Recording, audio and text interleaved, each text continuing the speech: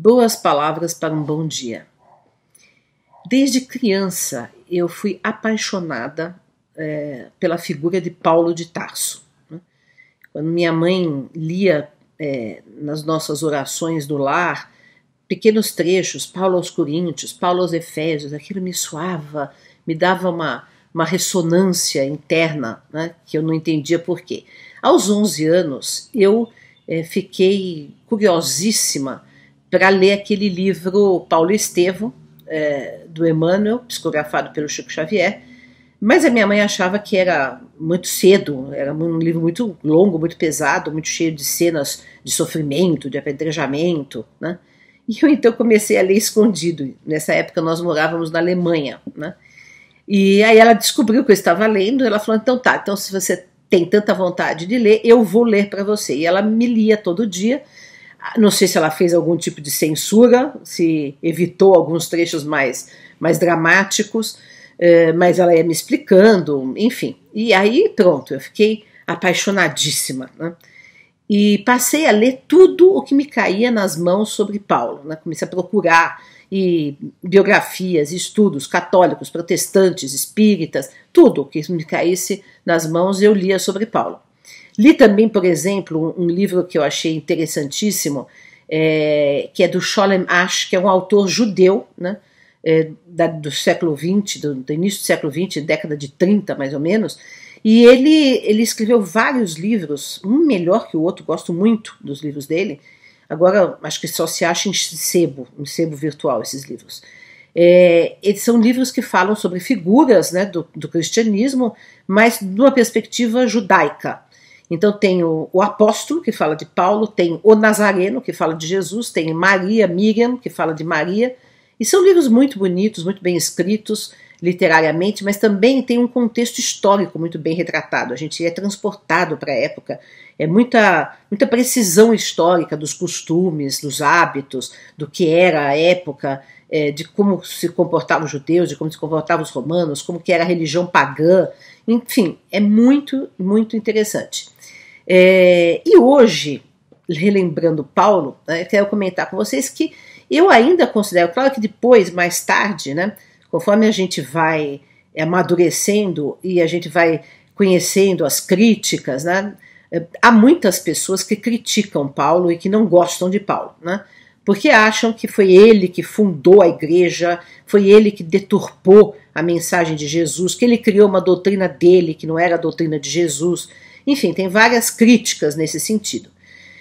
Eu acho que a grande maturidade que a gente consegue na vida é desidealizar aqueles que a gente ama. Isso serve para nossos próximos, pais, mães, mestres, como grandes personalidades que nós veneramos, que nós admiramos. É desidealizar, ou seja, considerar o seu aspecto humano, mas sem deixar de amar, sem deixar de valorizar os seus dons, a sua contribuição. E é isso que hoje eu faço com Paulo. De fato, há coisas em Paulo problemáticas. Ele era uma pessoa autoritária, por exemplo. Tem resquícios de machismo nas suas epístolas? Tem. Que era próprio do contexto, e aliás, toda a Bíblia está cheia de coisas machistas, né? Mas também hoje há estudos, né, que procuram definir o que é de Paulo, o que não é de Paulo, e parece que esses trechos machistas não são propriamente dele, foram posteriores, né? Mas o que eu acho admirável em Paulo é que ele se entregou com aquela paixão de corpo e alma, né, para levar a boa nova, a mensagem de Jesus para o mundo da época, né, enfrentando todas as dificuldades, com aquela coragem, com aquela bravura. Eu adoro essa personalidade desbravadora, entusiástica, apaixonada, né?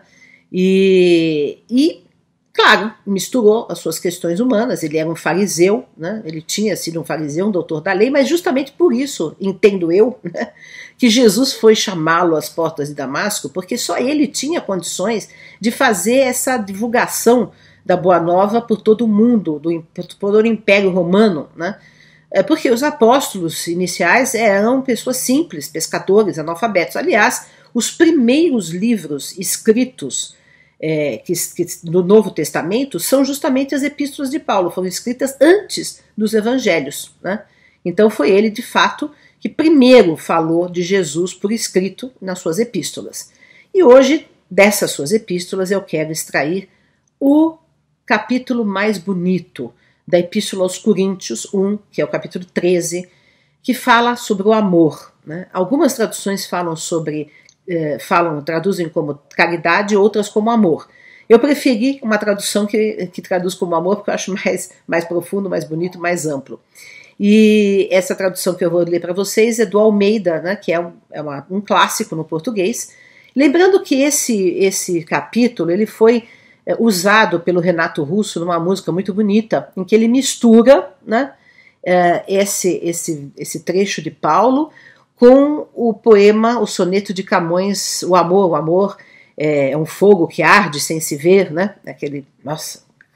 Aquela paixão também, né? Então vamos ler e meditar esses versículos de Paulo.